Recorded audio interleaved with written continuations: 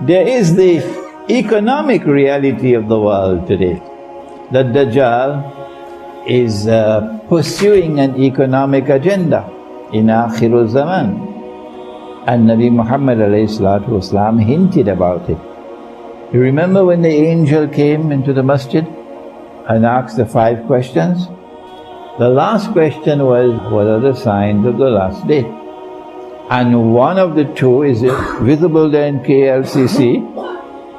He said, you will see the naked, barefooted shepherds competing with each other in the construction of tall buildings. So that will be an age when progress will be measured, how high is the building?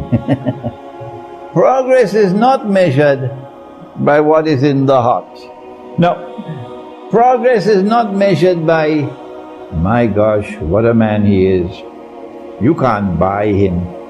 Not with 5 ringgits, not with 500,000 ringgits, not even with 5 million ringgits. You can't buy this man. You can't intimidate him. He's made of iron and steel, he's priceless. What a man he is. You don't measure people anymore by these yardsticks. You now measure how tall is the building. That's the measure of progress in Akhirul Zaman. But what was the second sign? He said that you will find that the slave woman would give birth to her mistress.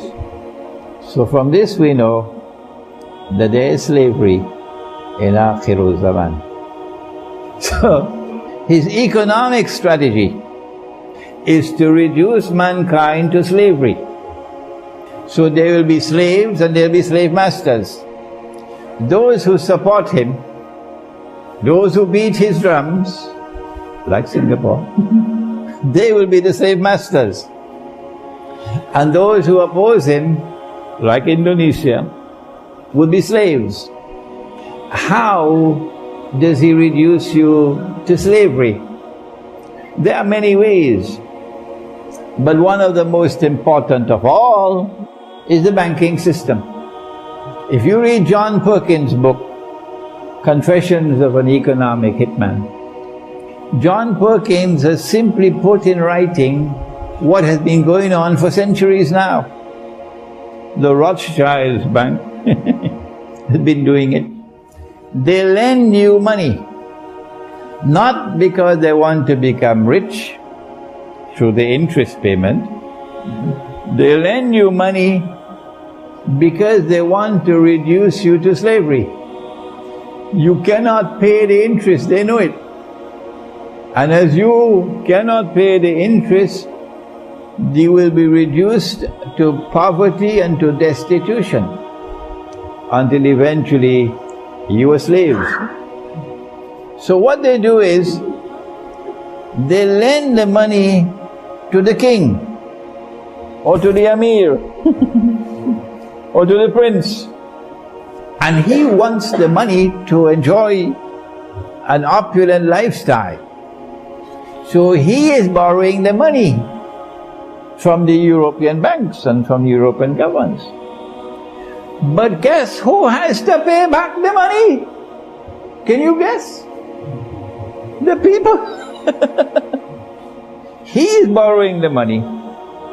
They have to pay back. Because international law says the government represents the people. So the people have to pay back the money. And if you don't pay back the money, then the banks will turn to the British government, in the days when you didn't have aeroplanes, and the British government will send the British fleet, and the British fleet will then start to bombard you. And then the government will have to accept, Britain will now take control of the finances of the country. So now John Perkins now explains how it's done today. And in this way, a country is now enslaved. That's the slavery of which the Prophet ﷺ was speaking. When money is lent on interest, riba, notice what happens. Allah says in the Quran, كَيْ لَا يَكُونَ الدُّولَةَ بَيْنَ الْأَغْنِيَاءِ مِنْكُمْ He has established certain laws of inheritance, for example, because he does not want wealth to circulate only amongst the wealthy. He wants that wealth should circulate through the economy. When wealth circulates through the economy, then one day for you, one day for me.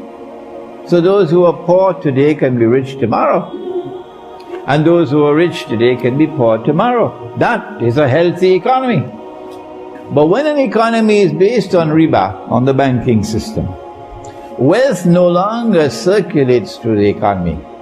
So the poor are now imprisoned in permanent poverty.